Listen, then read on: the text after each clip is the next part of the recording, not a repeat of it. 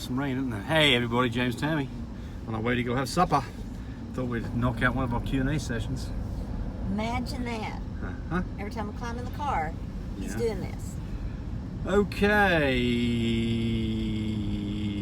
That girl says, my 2-month Frenchie is throwing up, then does coughing sounds. What could that be? Could be mega esophagus, which is a condition that's haven't seen it personally, but heard of it, where you do an X-ray to see it, but they have a large enlargement before they go to their stomach, and milk gets trapped there. Mega esophagus. You might talk to your vet about that. Somebody says do a video on Duke the Stud. Actually, I do have one on him. There is one up there. And I'm going to do, maybe this Tuesday, try to do videos on all the studs that I haven't done videos on. So we're going to, if the weather's good and Cody's got time, we're going to do that. Have you ever had, so Danae says, have you ever had an instance where a 5-year-old puppy is pooping undigested milk? No, I have not. That's a new one. Yeah, that's a new one. No.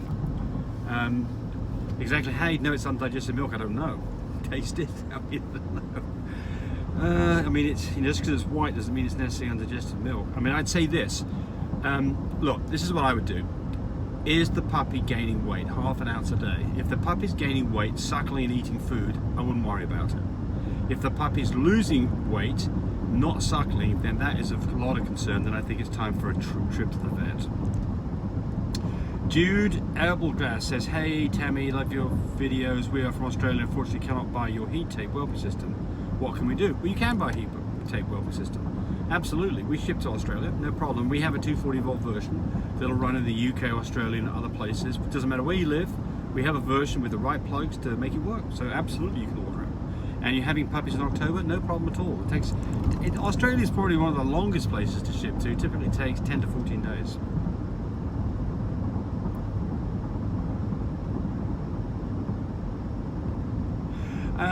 Veronica Leon says, hello, I'm about to have my first litter of puppies. Does an incubator need to have an oxygen humidifier to connect somehow?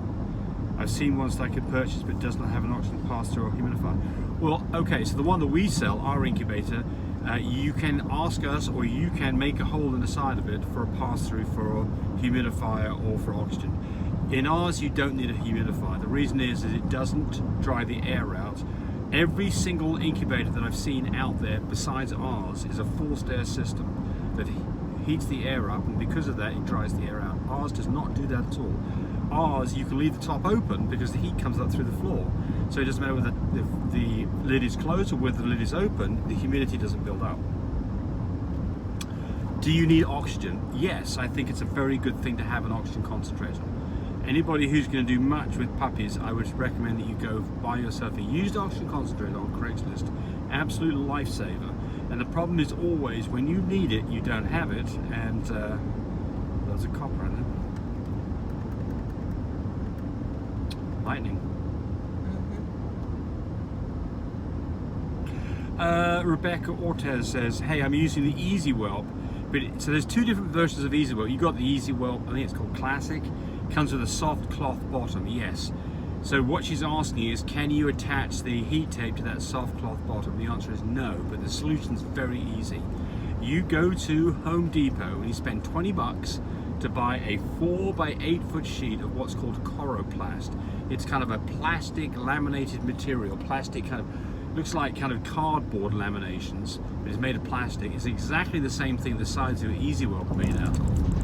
And you can cut that stuff up with a box knife in 5 minutes, make yourself a tray that fits in there, stick the tape to the bottom of that, Bob's your uncle, you've solved the problem. So the answer is, and so for those of you out here who have made your own whelping boxes that don't have floors in them, or have floors that are really thick made out of wood, then you have to go buy that solution, go buy a piece of sheet of Coroplast. That will fix the problem because it's nice and thin. The dog, I never heard of a dog tearing it up. It's cut with a box knife, it's not expensive, and it will fix the problem. Big Boy 1000 says, what would you recommend I breed with a blue fawn merle female? Tammy, your one. Do what? What would you breed to a blue fawn merle female? I think we were asked this the other day. No. Yeah, Well- I wanted to know what you would get. It's a blue fawn merle female, But what would you breed to? a lilac and tan. Okay. So don't breed to a merle. That's No. the first rule. Since it's a That's female, what we said last since it's a time. female, breed to a male. You have answered this question. Yeah, you I did. might have done. Because I But- immediately said don't breed to a merle. Yeah, it could well be. I mean, maybe we're know. doing repeats. Okay. Well, just to answer real quick, breed to a blue, or something that has blue and other colours that isn't a merle, doesn't have brindle, and off you go to the races.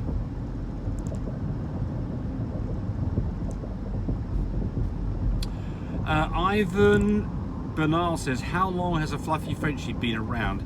Is it true that there were fluffy Frenchies 100 years ago? Big fan of your program. So how long have Fluffy's been around? Well, so the answer is that the fluffy gene can come out spontaneously, long-haired gene, in any dog, like Chihuahuas or whatever. And so, how long ago did it come around? Maybe 100 years ago. But when it did come around, the person who produced the first Fluffy probably decided that that was something that they shouldn't be producing because it was an abnormally, and you don't breed anomalies. So that dog got spayed or whatever. I mean, I'm just hypothetical here. But I can give you a real answer, something that I do know about, and that's Annette Woods. She is a big-time breeder in Oklahoma. She's a great person. She knows lots and lots and lots of stuff about French Bulldogs. If I have something I don't know about, I'll call Annette up and talk to her about it. And lots of the time she'll kind of think about this and kind of get us on the right direction. But the short of this is that she did produce a long-haired Frenchie. What was it, like 16 years ago? Oh, I don't know, a long time ago. A long time ago. And she produced that dog. And at the time, nobody was producing Fluffies. And it was like, no. Sold it as a pet. You can have this dog as a pet, got to spay it. That's not what we want. We're not doing that.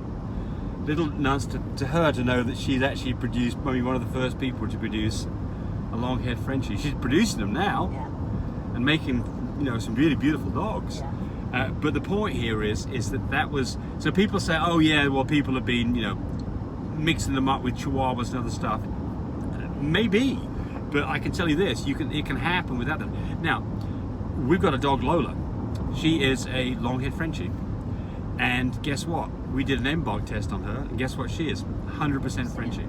100%. So, just to make sure that we're doing the right things, we did that embark test. So the answer is, they probably have been around for a long time, but they have been sold as pets and nobody's bred to them because nobody wanted to do that. Now the tables have turned. Now we're in the Frenchie world with long hairs.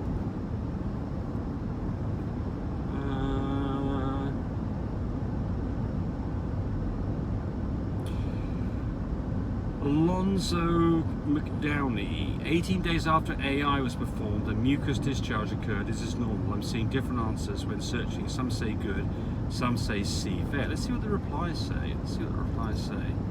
Same thing happened to me. This is snow in Miami. Lift her up and smell her. As long as it doesn't stink, I believe it isn't, and it isn't green or black. Well, yeah, that's a good answer. Snowy in Miami. I think the sniff test is a great thing. So here's the deal. When a dog is pregnant or going through a pregnancy, a mucus plug forms in the opening to the cervix. That is to stop bacteria getting into the cervix, because the cervix is slightly opened up during this process. So that's what that's all about. So sometimes you'll see, typically it happens the back end of the pregnancy, when the dog's cervix starts to dilate, that you will see this stringy stuff hanging out of your dog's rear end. It's kind of looks like snot, doesn't it? Mm-hmm. I mean, when you see it for the first time, it's like, what's going on? Right, it's completely normal. You may see it, you might not see it. You might typically see it 10 days to 2 days prior to whelp, is when you'll see it. Nothing to be concerned about at all. Sometimes you'll see it earlier on, tends to be mixed with some blood when you see that. So people think they've got an abortion going on when they see this, typically 3-4 weeks into it. So the answer is, this is the right answer. take your dog's temperature. Because what could this be? Well, and this is going to be the last one in this session here. What could this be? So, you know, you see... Calf running to its Oh, mama, yeah. little longhorn. Oh yeah, cute. Yeah. So what can it be? So it could be pyometria. You just bred a dog. The dog's 2, 3, 4 weeks into pregnancy, has an infection in its uterus. It's what's called an open pyometria, where you get basically pus and discharge coming out of the uterus. Bad situation. How do you know that's going on? You take the dog's temperature. If it's got a temperature of 101.5 or higher, there's a good chance that you've got an infection going on. Dog needs antibiotics. And if it gets out of control, you may have to spay the dog, take the uterus out. But the more likely thing is that this is just simply the mucus plug where some of that has dropped out and it's tinged with a little bit of blood, and that's all it is. So if it's stinky, smelly, dark and green, yes, it means you've got a problem and go to your vet. If it is not stinky and you're just seeing a little bit of it, and the dog's temperature is like 100.5, that kind of number, which is normal for a dog, don't be concerned about it. This is what we do. Anytime that we see any kind of a discharge, we do what you do with a human, bed rest. You don't want a dog bouncing around where maybe it's got a placental tear going on. So the right answer is to stick the dog into a crate for 24 hours.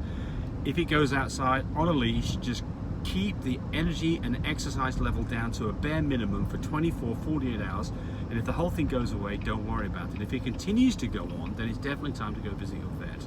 And anytime, by the way, any advice that you get from me, remember, I'm not a vet.